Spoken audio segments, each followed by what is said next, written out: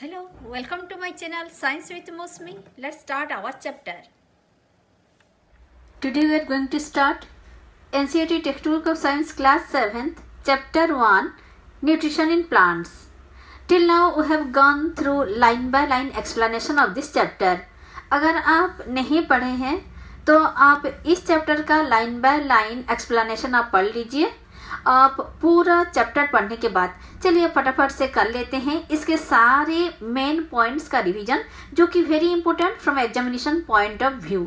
भूल जाइए बाकी सारा, सुन लीजिए ध्यान से और लाइए फुल टू फुल मार्क्स. सुनिए हमारी exam notes. Let's start. Nutrition in plants. तो इसी चैप्टर में हमको पहले हार्ड वर्ड्स आता है. ये न्यूट्रिएंट्स क्या है. न्यूट्रिएंट्स क्या है कि देखिए हम what are the components of food. Components of food है carbohydrate, protein, fat, vitamin, minerals. ये सारा कंपोनेंट्स ऑफ फूड है और इसी कंपोनेंट जो है ये हमारी बॉडी के लिए नेसेसरी फॉर आवर बॉडी, बहुत ही जरूरी है. तो फिर यही कहलाता है न्यूट्रिएंट्स. अब देखते हैं कि ये न्यूट्रिएंट्स का और एक डेफिनेशन है. तो फिर न्यूट्रिएंट्स का काम क्या है. It enables our living organisms to build their bodies, to grow, to repair damaged parts of their bodies and provide energy to carry out the life processes.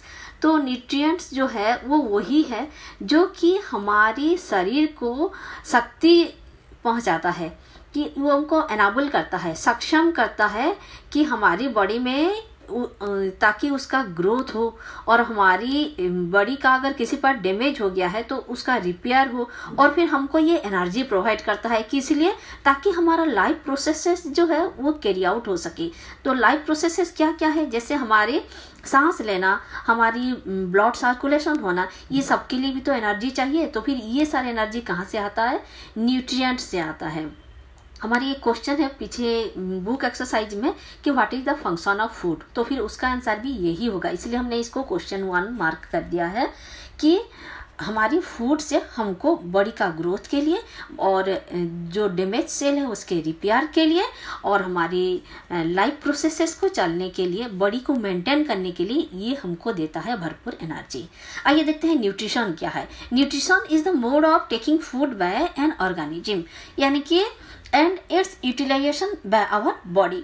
तो फिर न्यूट्रिशन है एक mode of taking food by an organism. एक organism किस हिसाब से अपना खाना लेता है, यानी कि और उसका यूटिलाइजेशन अपने बॉडी के लिए उसका कैसे यूटिलाइज करता है. तो फिर ये न्यूट्रिशन 2 टाइप्स ऑफ होता है कि वो अपने आप अपना खाना बनाता है या फिर दूसरों का बनाया हुआ खाना वो लेता है. इसी हिसाब से न्यूट्रिशन हो गया 2 प्रकार. एक तो ऑटोट्रोपिक न्यूट्रिशन, दूसरा हो गया हमारा हेटेरोट्रोपिक न्यूट्रिशन. तो ऑटो मतलब आप जानते हैं, ऑटो मतलब अगर हम वॉशिंग मशीन की बात कहें या फिर आपकी कैमरा हो, वीडियो कैमरा हो, हम कहते हैं ना कि ऑटो मोड में है, मतलब वो अपने आप चलने वाला है, वो सेल्फ सफिशिएंट है, उसे कहते हैं ऑटो मोड. तो ऐसे ही ऑटोट्रोफिक, ऑटो मतलब होता है सेल्फ और ट्रोफ्स मतलब होता है हमारे ट्रोफस मतलब होता है नॉरिशमेंट, उसका खाना पीना. तो फिर ये ऑटोट्रोफिक क्या है, the mode of nutrition in which organisms make food themselves from simple substances is called autotrophic. यानी कि ऑटोट्रोपिक मोड में वो ऑर्गेनिज्म अपना खाना खुद बनाता है. तो फिर ऐसा कौन करता है, वो हो गया हमारा ऑटोट्रोप्स. तो इसका एग्जाम्पल होता है हमारा ग्रीन प्लांट्स. हमारे प्लांट्स सारे जो है अपना खाना खुद बनाते हैं, उन्हें कहते हैं ऑटोट्रोप्स. आइए देखते हैं हेटेरोट्रोप क्या है. इसका अपोजिट, ऑटो का अपोजिट है हेटेरोट्रोप्स, यानी कि जो अपने खाना के लिए दूसरों के ऊपर डिपेंडेंट है. तो फिर वो कौन है, एनिमल्स. एनिमल्स अपनी खाना के लिए किसके ऊपर डिपेंडेंट है, प्लांट्स के ऊपर. So animals and most other organisms take in food prepared by plants, they are called heterotrophs. Hetero मतलब होता है अदर. आइए अब देखते हैं कि फोटोसिंथेसिस. फोटोसिंथेसिस ये हम पिछले क्लास में भी पढ़े हैं. इसका मतलब है जो प्लांट्स अपना खाना खुद बनाता है, food making process in plants, that is called photosynthesis. Plant अपना खाना खुद बनाता है और उसी प्रोसेस को, उसी खाना बनाने के प्रोसेस को कहते हैं फोटोसिंथेसिस. और ये कहाँ पर होता है, प्लांट्स के लीव्स में ये फोटोसिंथेसिस होता है. तो leaves are the food factories of plants. Food factories, factories कैसे कहते हैं, जहाँ पर बनने का काम होता है। तो फिर खाना बनता है लीव्स पर, इसीलिए लीव्स को कहा जाता है प्लांट का फूड फैक्ट्री। तो फिर ये कैसे बनाता है, all the raw materials must reach the leaf, जहाँ पर खाना बनता है वहाँ पर सारा रॉ मटेरियल पहुँचना जरूरी है। Water minerals present in the soil are absorbed by the roots and transported to the leaves. Water हो गया, मिनरल्स हो गया, ये सॉयल से एब्जॉर्ब होकर पहुँच जाता है लीव्स के पास, और जहाँ पर ये फिर कार्बन डाइऑक्साइड लेता है एयर से through the tiny pores. Carbon dioxide कैसे लेता है, स्टोमाटा के थ्रू से लेता है। ये स्टोमाटा जो है ये टाइनी पोर्स है, ये सरफेस ऑफ लीव्स में होता है, लीव्स के लोअर सरफेस में होता है, और फिर इसी से बन जाता है उसका खाना। तो फिर आइए देखते हैं, the leaves are a green pigment, the leaves have a green pigments का क्लोरोफिल। तो फिर क्लोरोफिल क्या है अगर आपको पूछा जाए, तो फिर लीव्स में ग्रीन पिगमेंट्स होते हैं जिसे क्लोरोफिल कहते हैं। अगर क्लोरोफिल के बारे में शॉर्ट नोट आए तो आपको कम से कम 2-3 लाइन तो लिखना ही है। तो आपको लिखना है chlorophyll is the green pigment present in the leaves, और इसका काम क्या है, it helps leaves to capture energy of the sunlight. Sunlight की जो एनर्जी है उसको वो ट्रैप करके रखता है। This energy is use to synthesize food from carbon dioxide and water. तो फिर सूर्य सकल शक्ति का आधार, ऐसे आप सुने हैं, तो फिर उसी शक्ति को कौन ट्रैप करके रखता है, सनलाइट को, क्लोरोफिल। और उसी एनर्जी फिर यूज होता है with the help of carbon dioxide and water, और वो सनलाइट, उसको ट्रैप किया हुआ सनलाइट सारा मिलकर बनता है खाना। तो the synthesis of food occurs in the presence of sunlight, it is called photosynthesis. ये प्रोसेस तो आपको पता है क्या है, ये खाना बनाने का प्रोसेस को कहते हैं फोटोसिंथेसिस। पर इसको फोटोसिंथेसिस क्यों कहा जाता है, क्योंकि फोटो मतलब होता है लाइट और सिंथेसिस मतलब होता है टू कंबाइन, यानी कि इतने सारे चीज को, कार्बन डाइऑक्साइड, वाटर, ये सारे मिलकर सिंथेसिस किया जाता है, इसीलिए इन प्रेजेंस ऑफ लाइट, इसीलिए इसको कहा जाता है फोटोसिंथेसिस। तो सन, अब आपको पता चल गया कि sun is the ultimate source of energy for all living organisms. ऐसे देखा जाए तो हमारे सारे लिविंग ऑर्गेनिजम्स के लिए सन ही सकल शक्ति का आधार जो कहा जाता है। सेल के बारे में थोड़ा सा डिस्कस कर लेते हैं। हमारी ये ब्लू बॉक्स में लिखा है सेल के बारे में कुछ।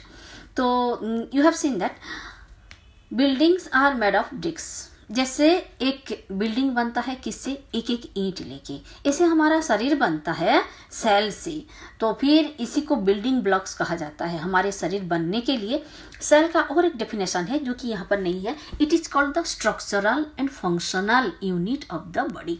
स्ट्रक्चरल एंड फंक्शनल यानी कि हमारी बॉडी बनाने के लिए, जैसे एक घर बनाने के लिए ईंट का जो रोल है, हमारी बॉडी बनाने के लिए सेल का वही रोल है, वही है स्ट्रक्चरल यूनिट, यानी कि एक एक सेल्फ सफिशिएंट स्ट्रक्चर।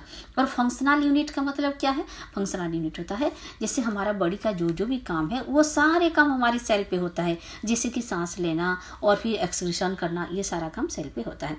तो फिर सेल का स्ट्रक्चर फटाफट से पढ़ लेते हैं। ये हो गया एक सेल।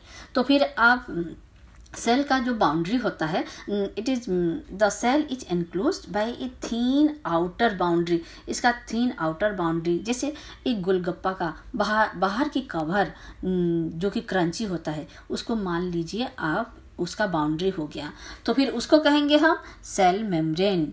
और फिर सर्टेनली उसका बीचों बीच रहता है एक स्पेरिकल स्ट्रक्चर जिसे कहते हैं कि न्यूक्लियस। जैसे गोलगप्पे में बीच में आलू रहता है, उसे हम मान सकते हैं कि न्यूक्लियस।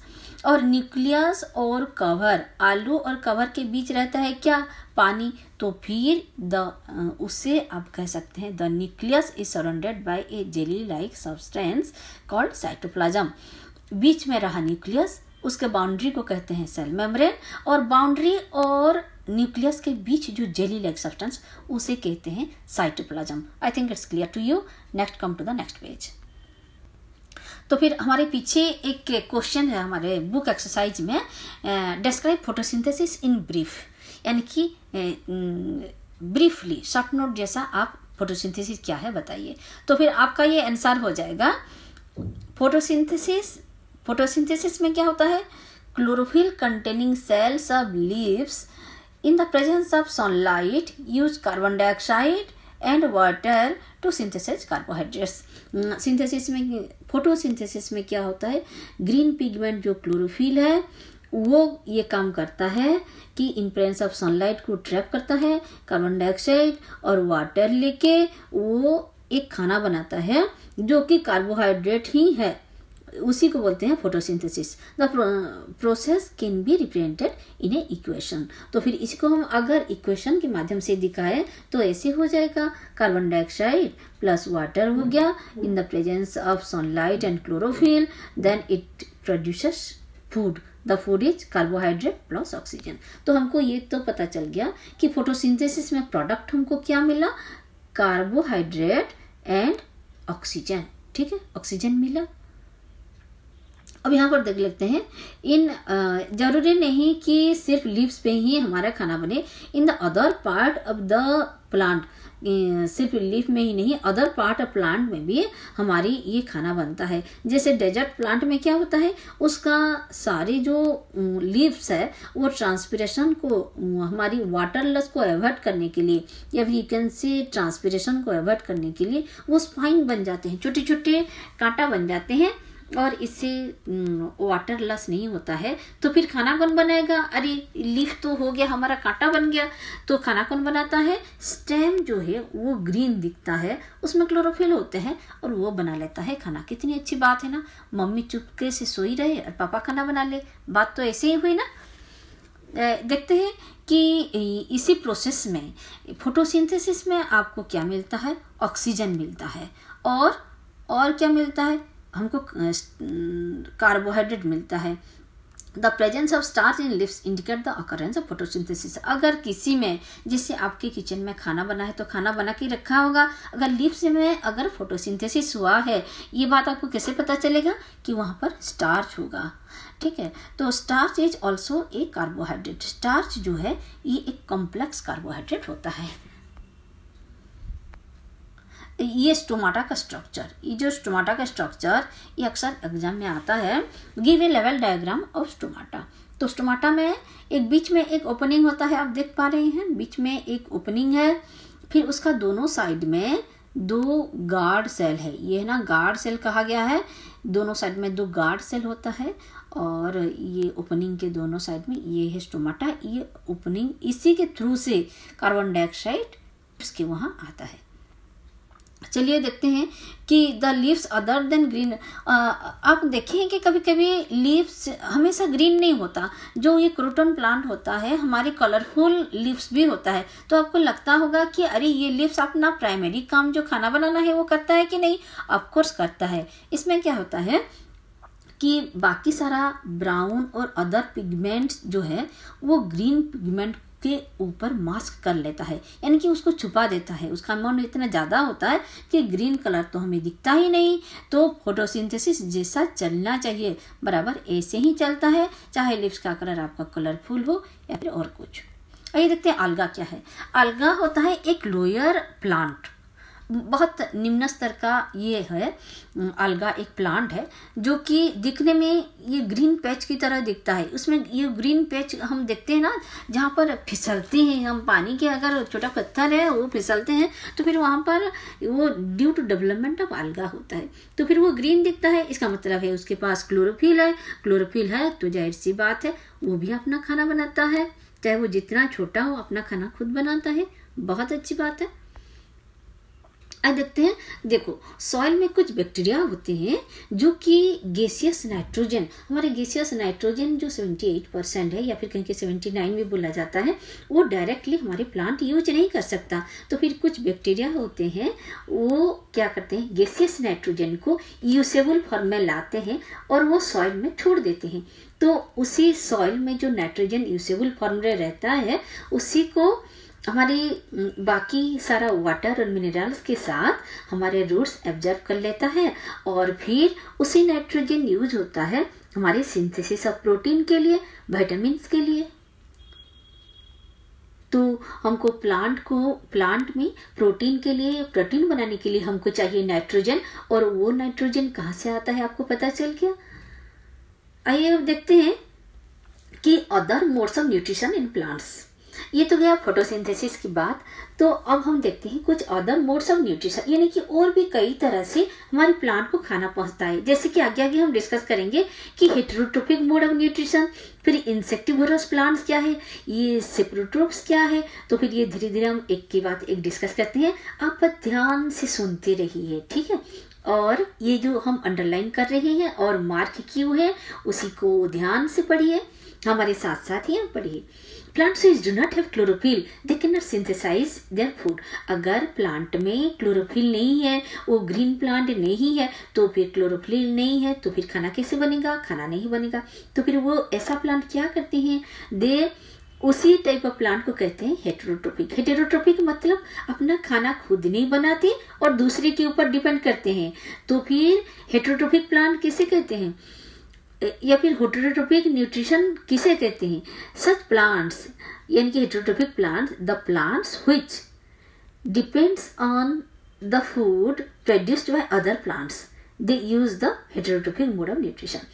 अगर प्लांट्स अपना खाना खुद ना बनाए और अपना खाना के लिए दूसरे प्लांट के ऊपर डिपेंडेंट हो, उसे कहते हैं हेटेरोट्रोपिक मोड ऑफ न्यूट्रिशन। तो फिर ऐसा कौन करता है, ऐसा इसका एग्जाम्पल होता है। अगर हेटेरोट्रोपिक मोड ऑफ न्यूट्रिशन या फिर हेटेरोट्रोपिक प्लांट किसको कहते हैं, वो उसका एग्जाम्पल है कुस्कुटा, या फिर आप कह सकते हैं अमरबेल। हम अगले पेज में उसका बहुत अच्छा फिगर है, हम दिखा देंगे आपको। तो फिर वो क्या करता है, इसको पैरासाइटिक प्लांट भी बोलते हैं। तो पैरासाइटिक प्लांट क्या है, it doesn't have chlorophyll, it takes. Parasitic plant क्या है, पैरासाइट्स किसे कहते हैं, आप ये ओवरऑली जान लीजिए कि पैरासाइट किसे कहते हैं, जो दूसरे से अपना फायदा उठाता है और जिससे वो फायदा उठाता है बदले में उसको कुछ भी नहीं देता, बस उससे वो चुसता रहता है अपने फायदे के लिए और उसको वो रिपे कुछ भी नहीं करता। ये तो बहुत बुरी बात है, अच्छी बात नहीं है। आइए, ऐसे ही होते पैरासाइट, यानी कि सब कुछ कोई लोग हैं कि हमारे घर ऐसे गेस्ट आ जाते हैं, तो फिर वो लोग हमारी कुछ भी उनके लिए हमारी कुछ मदद नहीं होता, बल्कि वो घर में बैठे सिर्फ खाते रहते हैं। तो फिर ऐसे लोगों को हम कह सकते हैं पैरासाइट। तो पैरासाइट का अगर पैरासाइट शॉर्ट नोट आए तो आप क्या लिखेंगे पैरासाइटिक प्लांट के बारे में, it takes readymade food from the plant on which it is climbing. एक पौधे, एक प्लांट के ऊपर वो क्लाइंब कर लेंगे और जिसके ऊपर वो क्लाइंब करेंगे, the plant on which it climbs is called the host plant. जिस प्लांट के ऊपर वो क्लाइंब करेंगे उससे कहते हैं होस्ट, यानी कि वो खुद क्या हो गए, वो हो गए गेस्ट। अगर जिसके घर गेस्ट आते हैं उसे होस्ट कहते हैं। The plant on which it climbs that is called host. और होस्ट प्लांट को it deprives the host of valuable nutrients. तो फिर वो होस्ट प्लांट की जो वैल्यूएबल न्यूट्रिशन है वो लेते हैं। तो फिर ऐसे एग्जाम्पल है कुस्कुटा, ये दिख रही है, ये जो सारे आपको दिख रहे हैं ये सारे कुस्कुटा है, यानी कि अमरबेल है, और ये पैरासाइटिक प्लांट है। तो फिर आप तो इसी पर करना। और एक प्लांट के बारे में यहाँ दिया गया है इंसेक्टिवोरस प्लांट्स। इंसेक्टिवोरस प्लांट्स, इससे आपको पता चल रहा है कि ये प्लांट क्या खाता है। अब अगर एक लाइन का क्वेश्चन है तो फिर आपको आंसर एक लाइन में देना है, तो यही बोलेंगे कि insect eating plants are called insectivorous plants. Insect eating plant, जो प्लांट इंसेक्ट खाते हैं उसे कहते हैं इंसेक्टिवोरस प्लांट्स। नाम से ही हमको पता चल रहा है, पर इसका अंदर का स्ट्रक्चर ये वेरी इंपॉर्टेंट है। अक्सर 3 मार्क्स 5 मार्क्स क्वेश्चन में आता है। ये हमको ज्यादातर मेघालय में दिखने के लिए मिलते हैं। और ये ऐसे ही इंसेक्टिवोरस प्लांट्स का एग्जाम्पल होता है पिचर प्लांट। और इसका अंदर का स्ट्रक्चर क्या है ये बहुत इंपॉर्टेंट है। द पिचर लाइक और जक like structure is the modified part of leaf. इसका एक आप देख पा रहे हैं, ये जो पिचर लाइक स्ट्रक्चर है, तो फिर ये असल में क्या है, मोडिफाइड लीफ ही है, मोडिफाइड पार्ट ऑफ लीफ ही है। अब आधा पार्ट कैसे ग्रीन हुआ है और उसका टिप जो है वो जाकर पिचर बन गया है।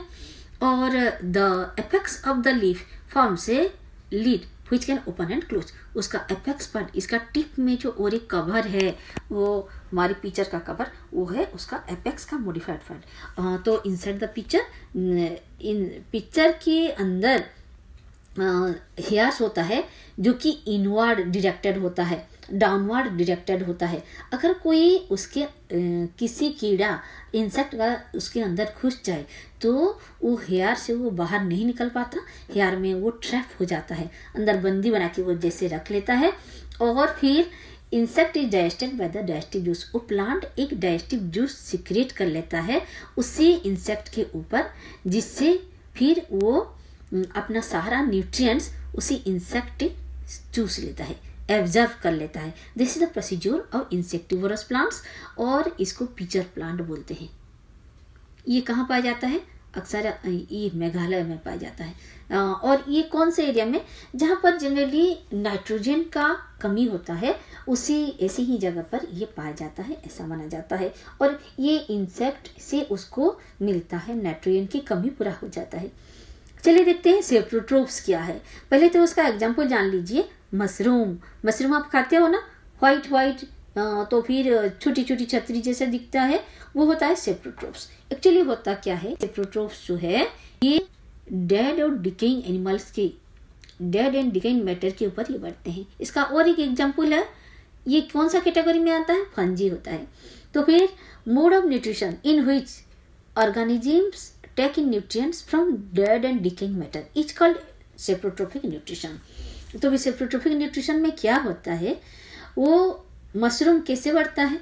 डेड एंड डिकेइंग मैटर से अपना नॉरिशमेंट ड्रॉ करता है। पच्चा सड़ा बोलते हैं ना, कि मरे हुए गले हुए, उसी के ऊपर पहले तो उनके ऊपर वो डाइजेस्टिव जूस सिक्रेट कर लेता है, वो गल जाते हैं, फिर उनका जो है न्यूट्रिशन उसको वो चूस लेता है। तो उसी मोड ऑफ न्यूट्रिशन को कहते हैं सेप्रोट्रोपिक न्यूट्रिशन। और ये कहाँ होता है? ये एग्जाम्पल है मशरूम।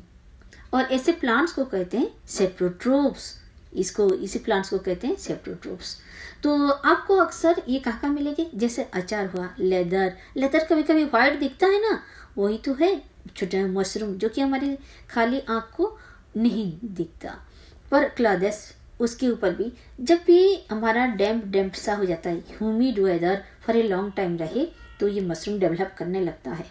तो fungal spores are generally present in the air. ये फंगल स्पोर हमको एयर में मिलता है, होता ही है। जब सुइटेबल कंडीशन आए तो बन जाता है फुल फ्लेजेड।